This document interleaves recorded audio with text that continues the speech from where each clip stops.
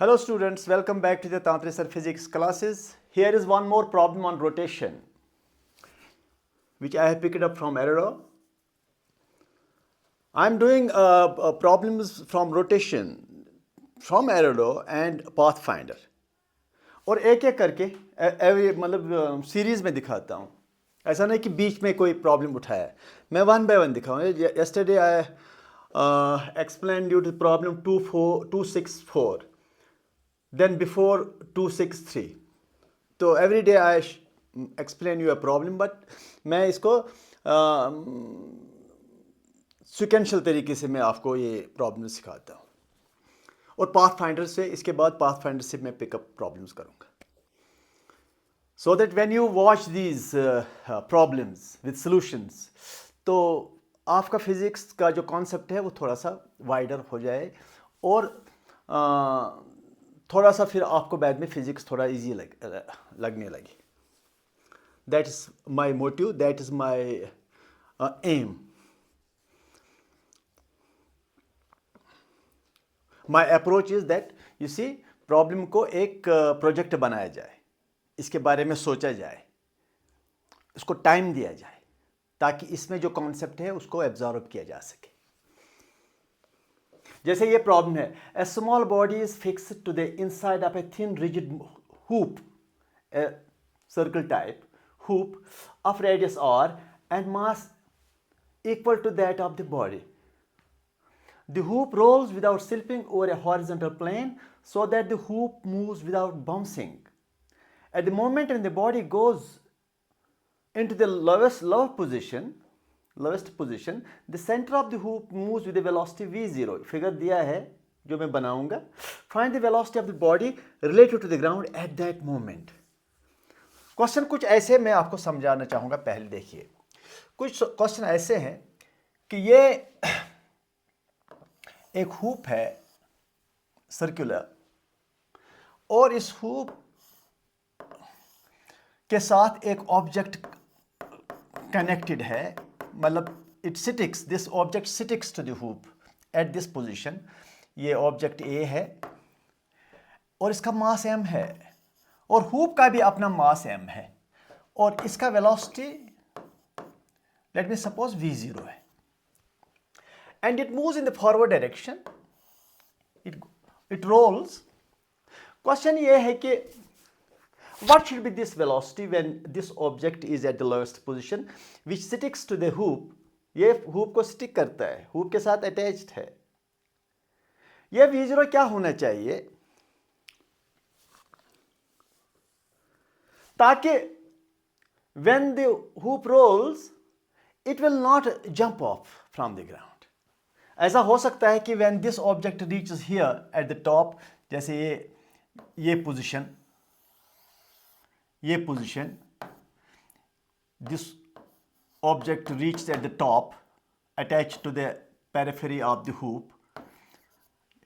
ऐसा हो सकता है कि it may pull up from the ground and it may lose contact with the ground.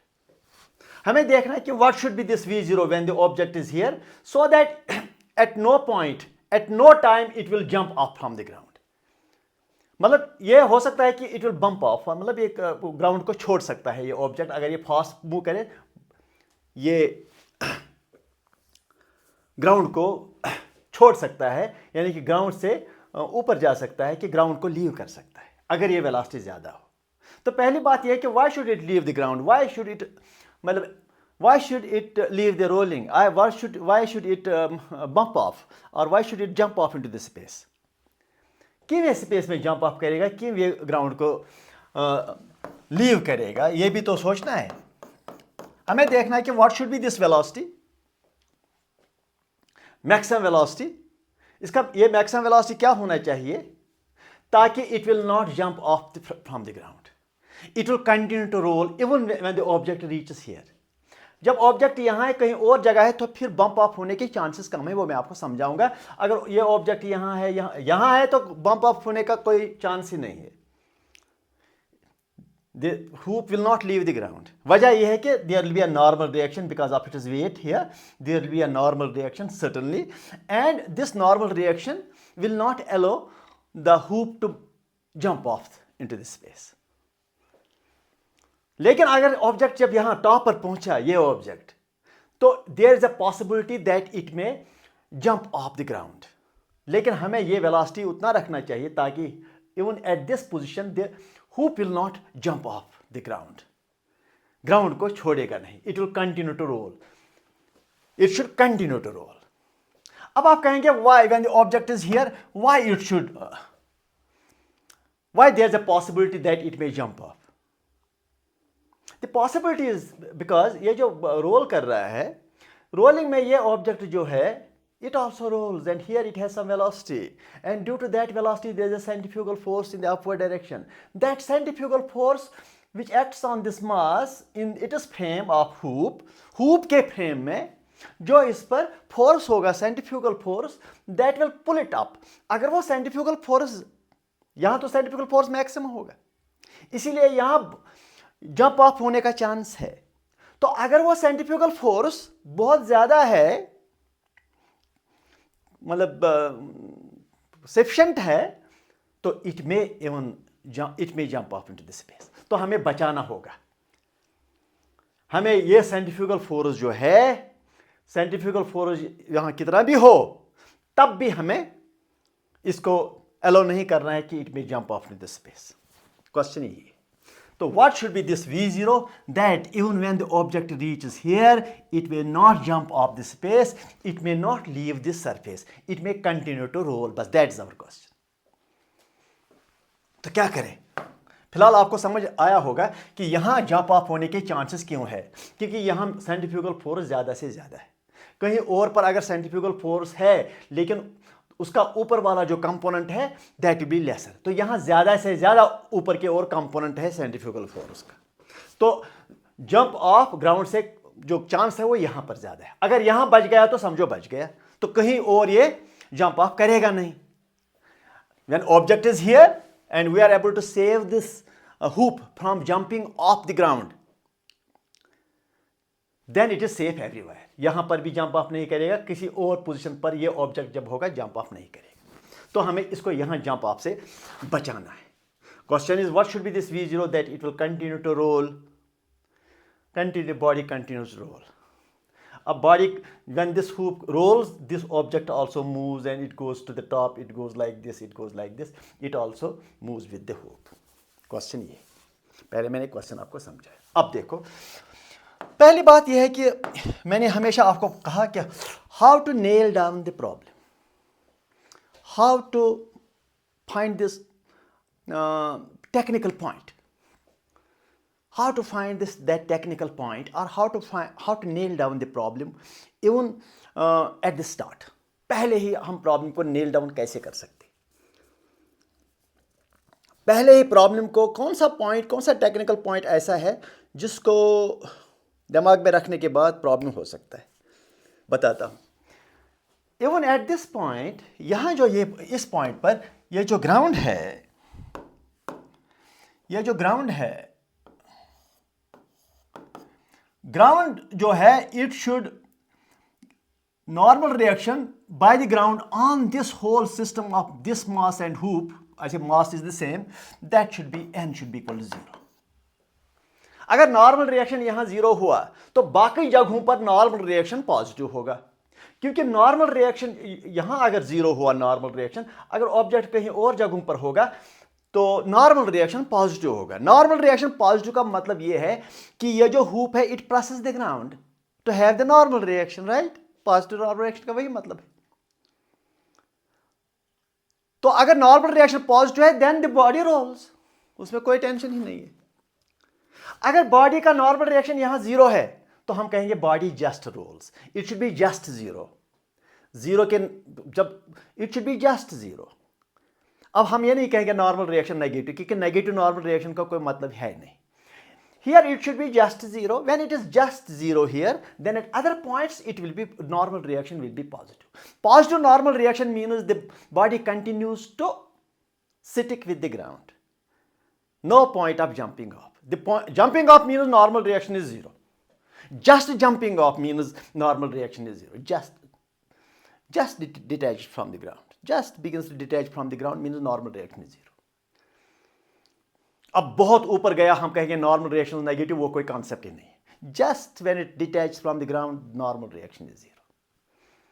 बस यहां पर हमें इस पॉइंट पर ये नॉर्मल रिएक्शन जो है जीरो होना चाहिए, बस हो गया। We have nailed down the problem कि when the body is at the top, there is a centrifugal force on this in the upward direction, and there's a possibility that it may pull up, but we will balance that centrifugal force by other forces, not by this normal reaction, because normal reaction should be zero. The normal reaction zero means the hoop is still in contact with the ground. It is still in contact with the ground, there is still rolling. बस तो पहला जो है चीज, इस position पर मुझे ये वेलोसिटी निकालना है, so that this happens, the body continues to roll in the forward direction even when this mass m reaches the top while rolling. It reaches the top. At the top position of this mass A, there's a possibility that the hoop may detach from the ground, but I will save him from detaching from the ground by keeping this n is equal to 0. यहाँ बच गया, समझो बचा ही बचा आगे जाकर के। Okay, पहले मैं यहाँ तो नॉर्मल रिएक्शन जीरो है, वैसे फ्रिक्शनल फोर्स भी है, उसमें कोई प्रॉब्लम नहीं है, बट फ्रिक्शनल फोर्स जो है which acts at the point of contact, because roll करने से इसका ओमेगा जीरो होगा, एंगुलर वेलोसिटी हियर। अगर यहाँ वेलोसिटी v है तो यहाँ ओमेगा होगा, क्योंकि when the body goes up तो इसका पोटेंशियल एनर्जी इंक्रीज होगा, तो वेलोसिटी डिक्रीज होगा, ओमेगा भी डिक्रीज होगा। और आपको पता है रोलिंग में क्या इक्वेशन है, v equal to r omega, और तो रेडियस है इसका। तो you should not bother about this frictional force, because frictional force will not do any work, because during rolling the point of contact is at rest, there is no displacement of the point of contact, और frictional force उसी point of contact पर तो act करता है। When this frictional force acts at the point of contact and there is no displacement of the point of contact, work done is zero. अब ये नहीं कहना कि ये डिस्प्लेसमेंट है, ये सेंटर ऑफ मास का डिस्प्लेसमेंट है, लेकिन फ्रिक्शनल फोर्स जहां पर एक्ट करता है हमें उस पॉइंट का डिस्प्लेसमेंट देखना है, वो तो जीरो है, because in rolling the point of contact is at rest with respect to the surface on which it rolls. तो you can apply the concept of conservation of energy. Total energy here is equal total energy here. तो बताइए conservation of energy में कौन सा equation आप लिखेंगे? पहली बात जरा बताइए इसका एनर्जी, तो कौन सा आप रेफरेंस पोटेंशियल एनर्जी लेंगे? ये वाला है आपकी, एज यू लाइक। चलो मैं इस पॉइंट इसको लूँगा, इस zero potential energy, zero potential energy. तो बताइए इसका एनर्जी। पहले तो पोटेंशियल एनर्जी यहाँ अगर जीरो है, इस मास का पोटेंशियल एनर्जी जीरो है। पहले काइनेटिक एनर्जी देख लो, 1/2 m v zero square plus 1/2 I omega zero square rotational energy, plus बताइए क्या है इसका एनर्जी। अगर इस मास का पोटेंशियल एनर्जी देखा जाए, यहाँ पर सेंटर है, तो mg/r इस खूब का, बताइए इसका पोटेंशियल एनर्जी, वो तो ज़ीरो है, क्योंकि हमने इसी को रेफरेंस लिया पोटेंशियल एनर्जी का। ये लेते तो और भी अच्छा होता है, ये क्योंकि यहाँ पर पोटेंशियल एनर्जी का ज़ीरो लेते तो वो यहाँ पर इसका ज़ीरो होता है, तो यहाँ पर भी इसका ज़ीरो होता है आगे जा कर के, लेकिन दोनों जगह अब लिखना पड़ेगा एनीवे। तो ये है total energy of this hoop when it is moving in velocity v zero here. तो अब आगे जा करके अब मास पॉइंट यहाँ चला गया रोल करते करते, तो अब वहाँ मुझे बताइए what is the energy. 1/2 mv square, ये वाला v स्क्वायर, तो यहाँ पर भी ये रिलेशन है, v zero is equal to r omega zero plus 1/2 I omega square, ये वाला, प्लस इस हूप का पोटेंशियल एनर्जी यहाँ पर वो mgr। देखो दोनों जगह mgr लिखना पड़ा, अगर हम ये लेते रेफरेंस तो ना यहाँ लिखना पड़ता ना यहाँ लिखना पड़ता। चलो अब हमने एक लिया, what is the potential energy of this mass here with respect to this ground, plus mg into 2r, mg into 2r, ठीक।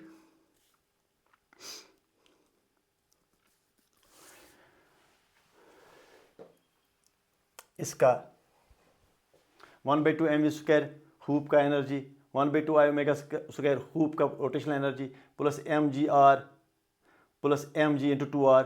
लेकिन ये जो मास है ना यहाँ पर, ये मास, इसका भी तो वेलोसिटी होगा व्हेन इट मूव्स। और अगर इस पॉइंट का वेलोसिटी 0 है, इसका v है, तो इसका 2v है।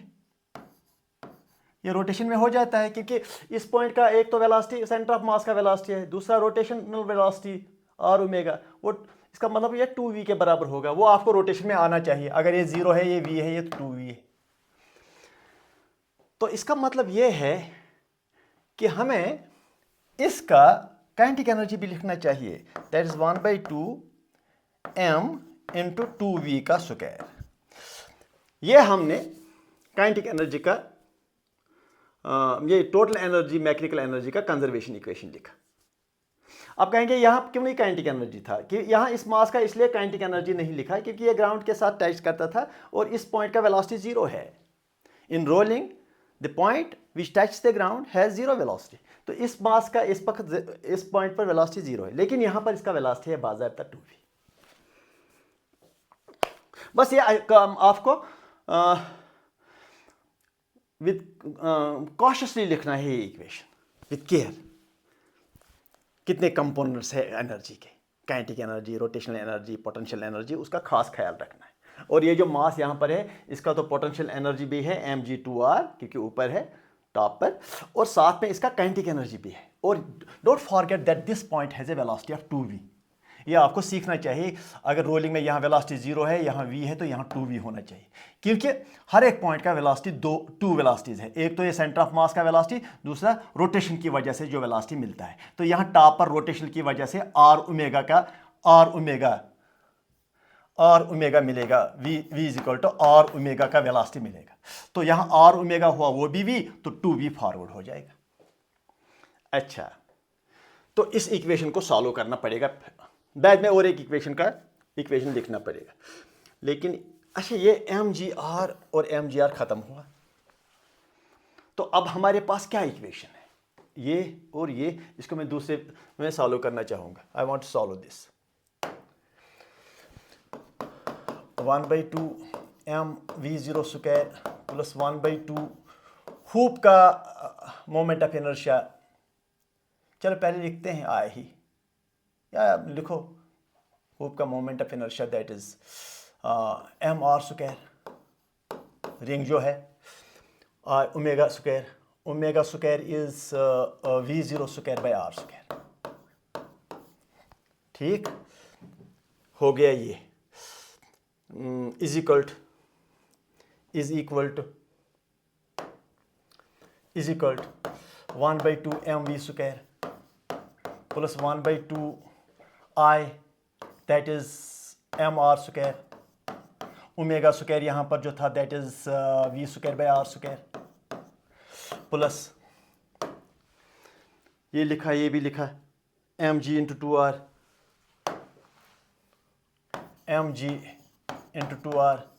प्लस 1/2 m इंटू 2v का होल स्क्वायर 4v स्क्वायर, ऐसे कुछ लिखा।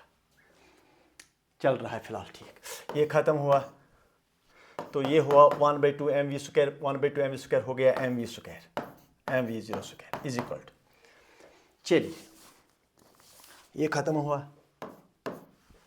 ये 2 2 4, ये हुआ 1/2 mv square plus 1/2 mv square हो गया mv स्क्वायर, ये हुआ 2 mv स्क्वायर, ये हो गया 3mv स्क्वायर,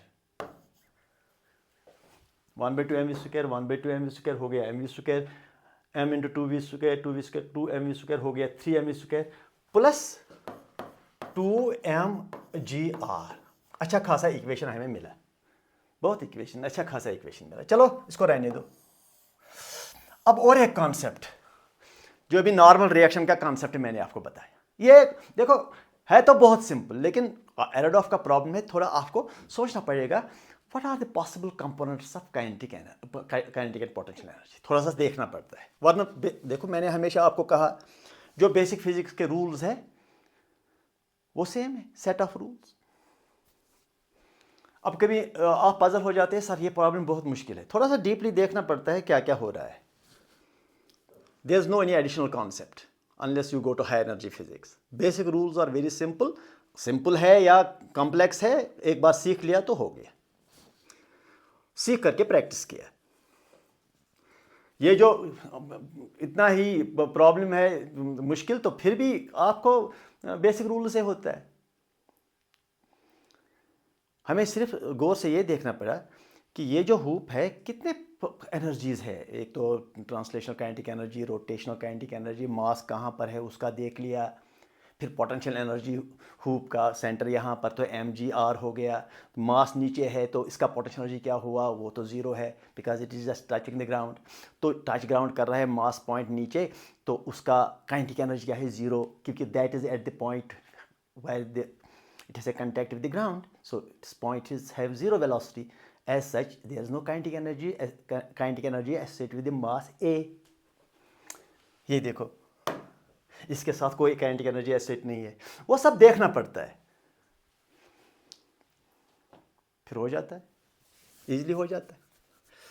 चलो फिलहाल हमने तो मैकेनिकल एनर्जी का कंजर्वेशन लगाया. वो भी हम इसीलिए लगाते हैं क्योंकि ये it moves forward and there is a gravitational force downwards which does not do any work, और gravitational force is a conservative field. As such the total mechanical energy will remain constant. और ये frictional force की वजह से आप अगर परेशान हैं तो it acts at a point which at rest, so as such it will not do any work. While the body is rolling, the point of contact is at rest, even the friction acts, but certainly it is not going to do any work. Those are the basic concepts. अच्छा, तो अब दूसरा concept क्या है जो मैं आपको दिखाना चाहता हूं. ये रोल कर रहा है ना, तो ये मास पॉइंट सर्कल में घूमता है, ये आगे भी जाता है, सर्कल में भी घूमता है. मगर यहां मैं आपसे एक क्वेश्चन पूछना चाहता हूं कि with what velocity it moves in a circle. That is my question to you. किस वेलोसिटी से ये सर्कल में घूमता है? आप कहेंगे यह तो 2v वेलोसिटी से घूमता है, लेकिन 2v से सर्कल में नहीं घूमता है. 2v वेलोसिटी इसका फॉरवर्ड टेंजेंशियल है. अगर मैं कहूंगा what is the velocity it moves around this circle, तो सर्कल का जो ये सेंटर ऑफ मास का जो वेलोसिटी है वो सब्ट्रैक्ट करना पड़ेगा, because you have to find its velocity with respect to the centre, and centre itself moves with v. So if I try to find the velocity of this mass A, that is m, its velocity is 2v minus this v, because the center of mass will subtract its velocity, because you have to find the velocity with respect to center of mass. तो center of mass अपना velocity subtract करेगा, so it moves in a circle with velocity v. Here इसका velocity v है, और यहाँ पर भी इसका velocity v है, क्योंकि यहाँ पर ये रेस्ट में आएगा ना, तो ये वेलोसिटी जीरो है, तो ये अपना वेलोसिटी सब्ट्रैक्ट करेगा, तो इसका वेलोसिटी यूं हो जाएगा लेफ्ट की ओर विद रिस्पेक्ट टू c. तो here when the object is here it still has velocity to the left v, to the left side with v with respect to c. हाँ, with respect to person on the ground it is zero, but with respect to the centre here the velocity is forward to the right side v, here the velocity is to the left as v. So it moves in a circle around this c with velocity v, not with 2v. Therefore, there is a centrifugal force here with respect to the hoop. With respect to the hoop. So within the hoop, within the center of mass, if an observer is here at the center of mass, it will experience a force, centrifugal force of mv square by r in the upward direction. ठीक? So how many forces are downward on the system? There is a one force on the whole system, that is mv square by r. है तो ये इसी मास पर ये force है, but the mass is attached to the ring, so this total force on the system is mv square by r. है तो force सिर्फ एक मास पर, लेकिन हम सारा सिस्टम लेंगे क्योंकि डाउनवर्ड फोर्स सिस्टम पर है.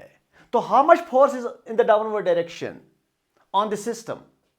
The total force on the system, centrifugal force, is mv square by r. But what is the mv square r plus this n? So how many forces are in the upward direction? mv square r on this mass and normal reaction on the hoop. So I will write those two forces in the upward direction. That is mv square by r plus normal reaction is equal to keep it balanced. To keep it balanced, mv square by r is upward on this hoop plus this mass, and n normal reaction is also upward. Downward is mg of this little mass mg and mg downwards of the hoop. hoop का मास भी नीचे की ओर है और ऊपर वाला जो मास है उसका वेट भी डाउनवर्ड की ओर है. तो downward force is 2 times mg. ये लेकिन normal reaction should be taken as 0 because you just want to save it from jumping off. अगर ये mv square by r बहुत ज़्यादा हुआ, इस 2 mg से ज़्यादा हुआ तो it will jump off the ground and it will not keep touch with the ground. और अगर टॉप पर ये बच गया, अगर यहाँ पर बच गया ये from jumping off, समझो आगे भी बचता ही रहेगा because और जगहों पर जो upward mv square by r force है वो कम होगा. That will be less. तो हमें यहाँ बचाना है, आगे तो बचता ही रहेगा. ठीक है, ओके. चलिए, तो normal reaction 0, you just save it. You have to just save it when the mass is at the top. को नॉर्मल रिएक्शन 0 हो गया. तो बताइए mv स्क्वायर किसके बराबर हो गया? ये 0 हो गया. 2mg और ये r, 2mgr, और इस 2mgr को यहां पर रख दो. इस 2mgr को यहां पर रख दो. तो क्या लिखूंगा मैं आगे जाकर के? mv0 square is equal to 3mv square, 3mv square. तो mv स्क्वायर मैंने यहां से निकाला 2mgr, 2mgr प्लस व्हाट, हाँ 2mgr अगेन, ऐसे कुछ. तो m तो खत्म हो जाएगा throughout. Your v0 square is equal to 6gr plus 2gr. v0 is equal to 8gr add करके और स्क्वायर को रूट कर दिया. आंसर आप देख सकते हैं. ये जो क्वेश्चन है 265 का आंसर आप देख सकते हैं. एरोडो बुक पर आप देख सकते हैं 8gr का आंसर है. तो अब देखो मैं क्या करता हूं, हैव ए लुक. ये v0 रूट ऑफ 8gr होना चाहिए ताकि जब ये ऑब्जेक्ट यहां पर भी हो तब bs रोल ही करता जाएगा. स्लाइड तो करेगा नहीं, जंप ऑफ तो करेगा नहीं, पूरा यहां पर भी, यहां पर है तो रोल करेगा. तो ये मैंने अगर यहां बनाया तो यहां नहीं बनाना चाहिए था मुझे. इसको मैंने क्यों बनाया? इधर कंफ्यूजन को अवॉइड करना पड़ेगा. ठीक, that's the answer. So this was a question. अगर आप इस पर कंसंट्रेट करोगे, कैसे करना, कंसंट्रेट करना है. देखो अगर ये हुप है और मास कहीं अटैच है, क्यों सर ने इसका काइनेटिक एनर्जी नहीं लिखा? सोच लो, क्योंकि because it touch the ground, and when it touches the ground, little mass is at the ground point, there is no, in rolling there is no velocity of that point. तो potential energy 0 इसलिए, because we have taken that reference. hoop का क्यों potential energy लिया? क्योंकि hoop का center यहाँ है, तो mgr लिखना पड़ेगा potential energy. और जब यही मास यहाँ पर चढ़ा तो क्यों लिखा हमने 2mgr का potential energy? because it is how much away from the ground? 2r away from the ground. तो जब ये है कि वो अगर ये 2v का velocity forward था तो क्यों टीचर ने लिया v इसका velocity with respect to ground? क्योंकि सेंटर का भी वेलोसिटी, क्यों इसने वेलोसिटी v लिया विद रिस्पेक्ट टू सेंटर? क्योंकि सेंटर का अपना वेलोसिटी v था, तो वो सेंटर ने अपना वेलोसिटी सब्ट्रैक्ट किया, because with respect to centre observer means observer subtracts its velocity.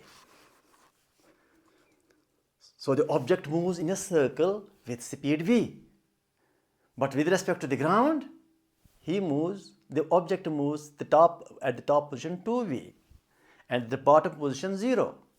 But for a observer at the center of the hoop, the velocity of the object at the top is v to the right. यहाँ इस side आपके वो right, and at the bottom v to the left. Here v to the right and here v to the left. So it moves in a circle. For a observer at the center. So for that person it has a centrifugal force, not for a person outside. Outside के लिए कोई centrifugal force नहीं है, because centrifugal force is a property, is a result of the accelerated frame of reference. ये उसका property नहीं है जो रेस्ट ग्राउंड में हो, रेस्ट में हो या इनर्शियल फ्रेम में हो. तो हमने ये फोर्स बैलेंस किया 2mg से, नॉर्मल रिएक्शन को 0 रखा, तो हमने देख लिया कि it will roll in the forward direction, because यहाँ अगर बचा रोल जंपिंग ऑफ से तो आगे भी बचेगा, because we took the extreme situation. So thank you for watching my lectures, and watch my lectures. They are already uploaded in the YouTube. I have already delivered lectures on projectile motion, on different topics, and all those lectures are uploaded on YouTube. Thank you.